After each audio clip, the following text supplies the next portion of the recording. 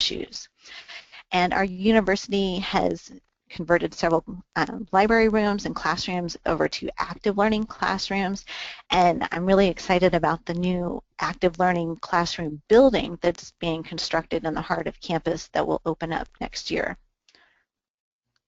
So in this presentation, we will compare 3 delivery methods of an introductory statistical literacy course, all taught by me, in the spring 2013 semester for over 400 students. And the complications of defining specific delivery methods and the pros and cons of choices of assessments will also be discussed.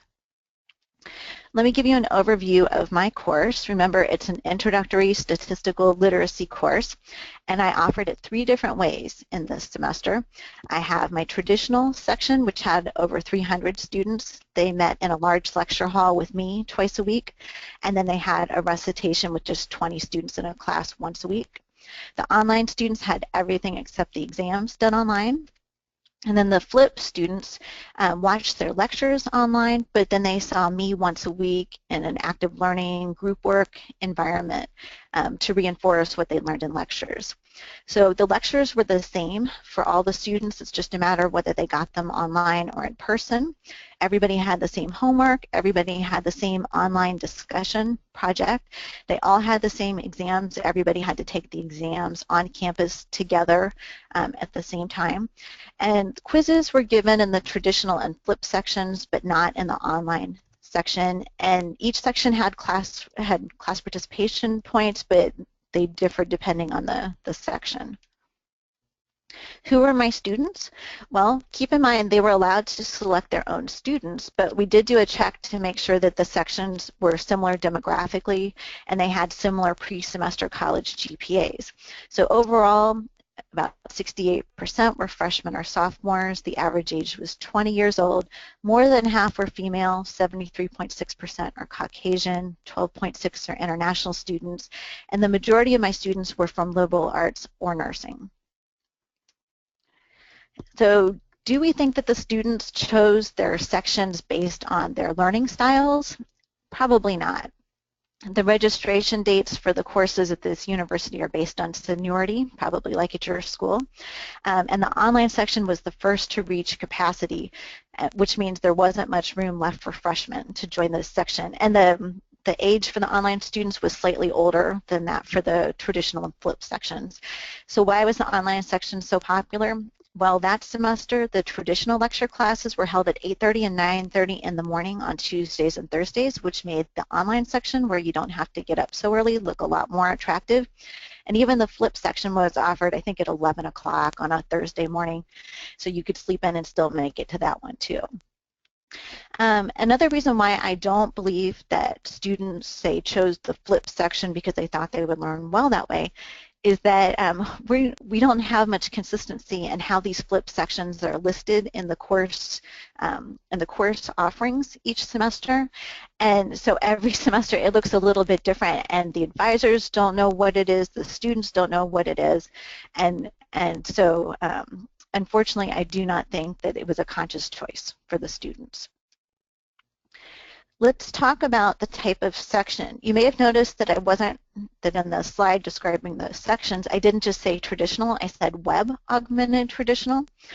As I was reading through the literature, there are lots of different types of traditional courses, and the one that seemed to fit mine the best was called web-augmented. And that definition says it uses web-based technology to facilitate what is essentially a face-to-face course, uses a course management system or web pages to post the syllabus and assignments, for example. Okay, this is a good fit for me, but the more I thought about it is, who isn't teaching a web-augmented traditional course? Don't we all use some online resources in one way or another with our courses today? However, no matter how you're teaching your traditional course, it's usually just labeled as traditional in the literature.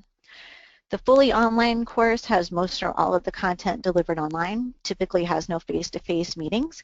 Okay, that seems pretty straightforward, but in the literature, when you look at articles comparing traditional sections to online sections, they're really lumping flipped and online courses together and calling them all online. So you've got to be careful when you're looking at these comparisons.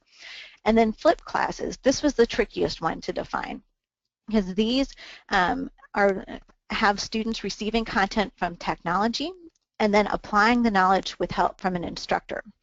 Now, the course design literature uses the terms blended, flipped, hybrid, and inverted interchangeably, but we're starting to see the definitions become more formalized as these classes become more common. Blended is becoming the generalized term for all of these methods of course delivery, and flipped and inverted are becoming more specialized terms which define getting the lectures online but then doing the application in class. So my research questions were, do student performance, statistical reasoning, attitudes towards statistics, and student perceptions of the course and instructor tend to vary across the sections? Let's start with performance. Okay, the most obvious way to measure performance is with grades, exam grades, homework grades, project grades. However, for a research article, this is not ideal because each instructor is unique with the exams and homework and projects that we use. Even with the material that we teach, it might not match what you're doing in your class, and so it's hard for us to compare. However, with this paper, I'm not trying to compare my grades to your students' grades or to somebody else's grades. I'm just comparing the three sections to each other, and all three sections had the same exams, homework, and projects. So it seems to me that this is a fair comparison to do in this one semester with the one instructor with these same assignments and assessments. And what we saw is that traditional students scored higher on average on all three exams, but there were no significant differences between sections on homework or the project. And here are the actual numbers for that. You can see traditional was always the highest on all three exams, and the online students were always the lowest, and the flipped students were in the middle. You should also notice that the exam 3 scores were quite a bit lower. That was my final exam. It wasn't because that material was a whole lot harder. What happened is that I made the mistake of posting a column in Blackboard the week before finals, letting the students know what score each of them would need to get on the final exam to get an A, B, C, or D in the class. And so basically all of my good students saw that they only needed maybe a 60 on the final to keep their A, and so they totally blew it off. Most of them were able to keep their A's, but it made my average look a whole lot worse than it would have been otherwise. Okay, so my results showing that the traditional students did better on exams than the online or flipped sections contrasts with what Shackar and Newman showed in their meta-analysis of courses from diverse fields where online and flipped sections did better 70% of the time. However, I do want to note that since this paper was written, so after spring 2013, my flip sections are creeping up on and even passing the traditional section. It would be interesting to come back to this project again later and see if those results change. But my online students still seem to have the lowest average of the three, but it's usually not more than half a letter grade. Okay, what about statistical reasoning? Well, the ideal method would be with a previously validated or standardized assessment instrument like CHAOS or SCI or SRA. But for my type of class, which is an introductory level statistical literacy class, it's really hard to find an appropriate high quality standardized assessment for this level. And so out of all my choices, the statistical reasoning assessment, the SRA, seemed to be the best, but it was still not ideal.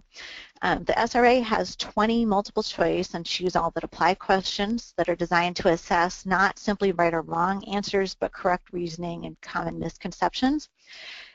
As far as I could tell from the literature, nobody has used the SRA both at the beginning and at the end of the semester to measure growth. Usually they use it either at the beginning or at the end. I used just 8 questions out of the 20 from the SRA, and I did it both at the beginning and at the end of the semester. Since I only used 8, I can't compare my results to those of other published research using the SRA, but since I was consistent with my 3 sections, I can compare them to each other. And I also want to point out that just recently, we have a new statistical literacy assessment called the Basic Literacy in Statistics, or BLIS, that was published in a dissertation last year. And this does appear to be a much better match to statistical literacy courses, but I haven't had the opportunity to use it yet. And if you're interested in doing research of your own with your classes, I want to highly recommend the Artist website, which has lots of statistical reasoning instruments and attitudes instruments, good test questions you can use. So I've got the link there for you. And just a quick overview of how the SRA was used. If you want to go back and look at this later in the paper, it shows which questions I used, which ones I didn't use, which topics seemed relevant to my course. And our results showed an increase in correct statistical reasoning skills and a decrease in misconceptions for all of my sections from the beginning to the end of the semester, which is good. As a teacher, you really want to see that. However, I did not see any differences in the statistical reasoning skills of the students between the 3 sections or any interaction between section and time. And this is similar to what Bowen found when they compared chaos statistical reasoning skill scores for flip versus traditional sections at several different universities. Okay, then we've got attitudes towards statistics, and a very common way of measuring that is with the survey of attitudes towards statistics, the SAT-36 instrument. I gave it at the beginning and the end of the semester. And previous researchers have discussed the difficulty in actually seeing changes in those scores in the course of one semester. And also keep in mind that SAT-36 has never been validated for online or flip section students, only for traditional section students. So that's something that somebody might want to look into in the future. So if you've never used the SAT-36, there are 6 subscales: affect, cognitive competence, value, perceived interest, or perceived easiness, interest, and effort. And the website gives you good guidelines for how to score these. And our results showed that from the beginning to the end of the semester, all of our sections showed increases in affect, cognitive competence, and perceived easiness. But we saw decreases in value, interest, and effort, which may be due to end of semester burnout. Other researchers have seen that as well. Students were less interested in learning more about statistics and felt statistics to be of lower relevance to them at the end of the semester, but they did feel better about their own abilities to do statistics at the end.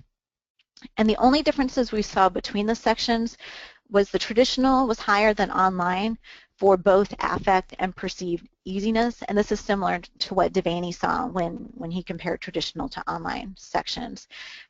So students like statistics and think it'll be easier if they're traditional students than online students. All right, students' perceptions of the course and instructor. This is a controversial one.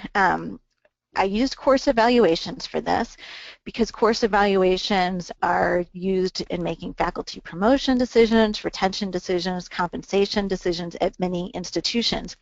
There have been discussions in the literature about why we do not like these course evaluations. You have problems with non-response, small sample sizes. You're using averages for categorical variables, rating quality. There could be bias towards personal characteristics of the instructor, and it's inappropriate to compare different courses across campus using the same questions. And they might not even evaluate teaching effectiveness, but instead correlate with student enjoyment and grade expectations. Okay, I can see why all of that would be true. However, for my situation, I am the same instructor for all 3 of these sections, and I'm just interested in seeing if I get different results based on the section type. And also, I had high response rates. My lowest one was about 69%, which I'll show you on the next slide. The others were in the 80% range. So I don't really have big issues with non-response. And again, they can't be biased against me compared to somebody else. I'm the same instructor. So the 2 questions that we used here were overall, I rate this instructor as, and overall, I rate this course as, on a scale of 1 to 5, with 5 being the best. So here's what we saw. No significant differences between sections on university evaluations of the course or the instructor. You know, you can see that they're all very, very close together. good response rates. And so to me, what that says is that the instructor should feel comfortable teaching whatever section that instructor wants to teach without having to worry about their course evaluations perhaps hurting their career. The students don't have a strong preference. So is it really the section type, or is it the amount of interaction that the students have with their peers, with their instructor, that really makes the difference here? While all 3 sections have the same instructor, lecture material, homework, project, and exams, we did see there were differences between the sections and how much time they spent interacting with other people and on formative feedback opportunities.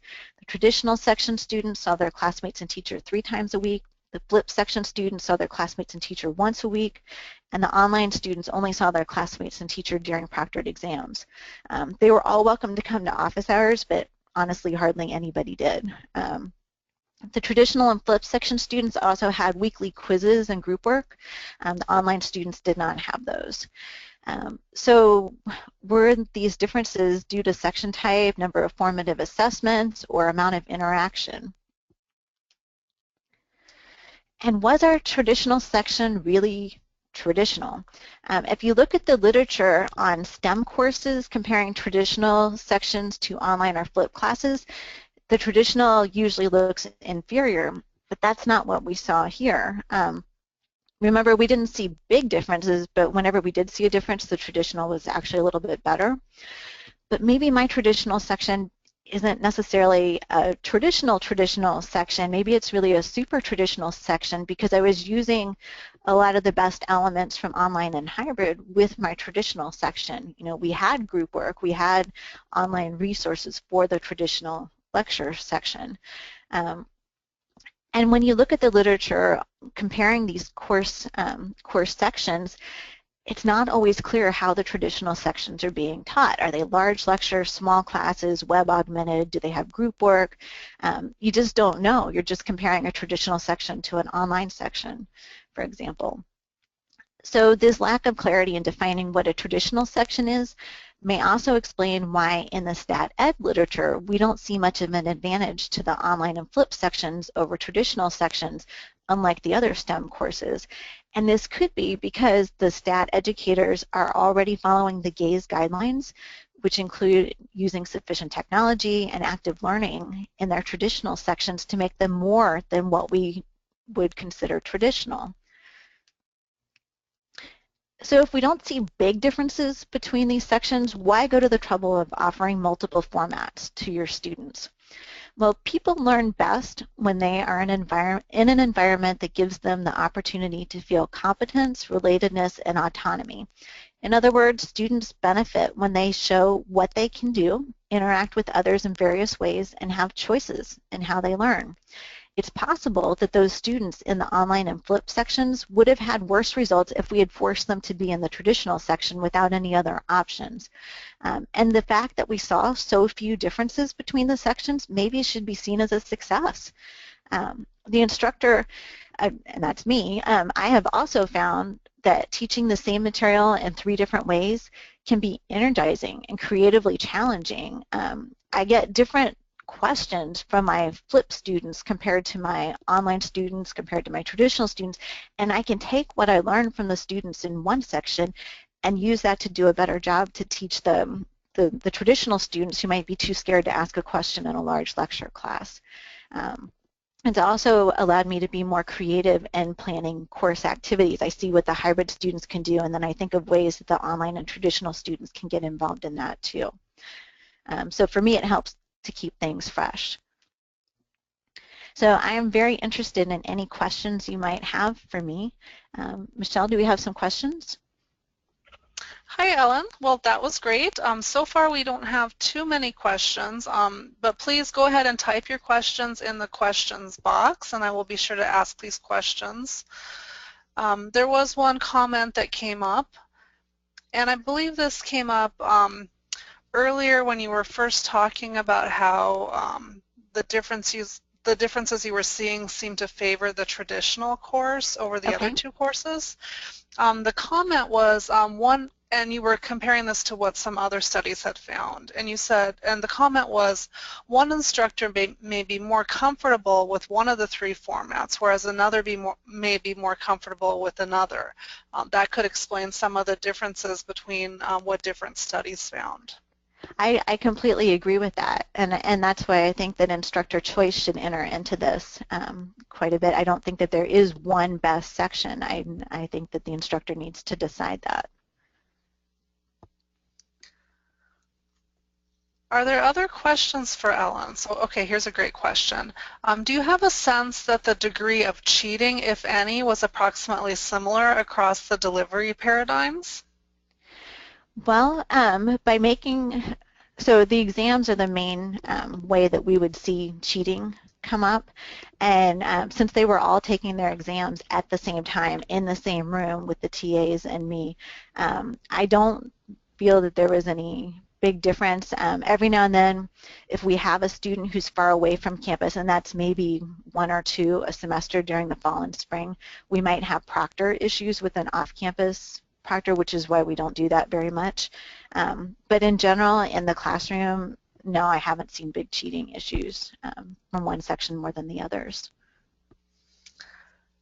Another question was the delivery method for the online course recorded lecture or Camtasia type videos? It was Camtasia type videos where I used the same PowerPoint slides that I use in my traditional lecture, but I recorded me talking over them so the students see the slide right in front of them, but then hear my voice. Are you continuing to collect information or data, and how is this changing how you teach? I have not collected more data since spring 2013 other than the exam scores. I've been checking those each time we have an exam, and that's how I know that the flip section is matching the traditional, if not doing better than the traditional every time we have an exam now. But other than that, I have not collected attitudes or statistical reasoning scores on the students. Another good question, what is your subjective comparison of these sections? Any guess on why? I'm not sure what that last part means. Okay, well, okay, I'm not exactly, if the person asking the question wants to go into more detail, I'd be happy to talk more, but just subjectively, I'm personally the most excited about teaching the flip section because I don't have to repeat the same lecture again. In the traditional section, it's hard to get the interactions with the students. Yeah. But in the flip section, they've already received the basic information through lecture, so I'm watching them work on their hands-on activities, their group work. I can hear their conversations within the groups, so I can hear how they're interpreting what was in the lecture. I can jump in if I hear misunderstandings, and we can focus on just the most difficult to understand concepts. I don't have to deliver a certain amount of information within that class period. I can just go to where the help is needed. Another question's come in. What would you do differently, if anything, if you didn't have the luxury of having recitation sections for the large group? That's tough because I did, when I created the flip version of the course, I also redesigned those recitations so that they could be very active learning recitations too, where the students are doing group work and talking to each other. I think that the quality of the traditional course might suffer a lot if there wasn't that opportunity for them to talk to each other and put things into their own words. When working through these problems, I mean, I guess we would just make do if we had to, but it would be difficult. The weekly quizzes would be hard to do. The group work would be hard to do. I'm sure that some of you in the audience have managed to find good ways to do active learning and group work in large lectures, but I'm grateful for those recitations. Another comment or another question that has come in. I'll be starting my 5th year of flipping my AP Stats course, and that method really suits me. I do think if the teacher likes the method they are using, the students will be engaged and learn. I have used BLIS to evaluate my students at the end of the course, and they score very well compared to college students. Should the material of a flipped classroom be different from the other types of pedagogy? Well, other than the luxury of being able to incorporate more group work and active learning, I don't know. It's great that your students jump on board. And as a college teacher, it's nice to know that we'll have high school students coming in who have already had that flipped experience before they get to us. I think that's part of why my flipped students are doing better now than they did in 2013, because we have more flipped classes being offered on campus, and so they have some idea of what to expect when they start the semester, as opposed to saying, what? We don't get any lectures here in class. It's becoming more comfortable for them. I actually have to admit I made a mistake. That first comment I read about the AP Stats course, it didn't end with a question. It just ended with using bliss, and then that question was actually from another participant. Oh. So I'm sorry. Oh. Thanks. I obviously didn't see between the lines here. But that's great to hear about the bliss assessment. I haven't had the opportunity to use it yet, but I really liked what I saw. Yeah, it's a very good assessment. Are there any other questions? We have a couple minutes left before we wrap things up. If anyone has any last comments or questions for Ellen. We're getting a lot of thank yous. Well, thanks to all of you. I appreciate the questions.